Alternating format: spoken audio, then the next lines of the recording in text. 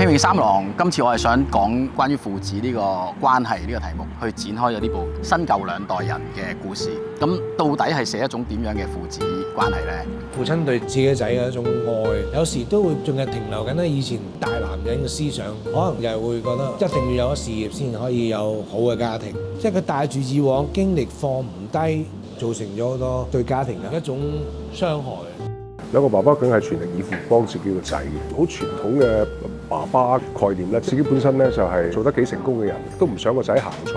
強迫性個仔你一定要咁行，你一定要咁做。但係佢哋嘅思想同埋我哋係唔同嘅，咁啊產生咗一啲兩代之間嘅矛盾或者係代溝。現時年青人同埋家長都成日都會有呢啲摩擦，父母其實都係為咗自己子女安排晒一系列嘅嘢，反而佢哋其實渴望用佢自己嘅方式去做，所以更加係要擺脫呢一種枷鎖。呢個社會好似都有好多呢啲小朋友冇咗父愛或家庭嘅渴望，咁所以先比較迷失嘅。即係戲入面咧，爸爸嘅一啲舊父權思想就同個仔唔係好夾，直至到認真去溝通或者傾得啲啲，發現到原來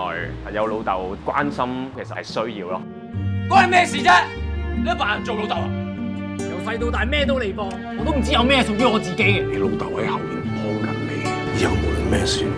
老豆一定會喺你身邊。所以大家其實可以透過呢部電影去諗翻自己身為父親啦、母親啦或者子女嗰個關係啦。尤其是兩段父子點樣去修補佢哋兩個嘅誤會。咁所以希望《拼命三郎》呢部戲可以影響到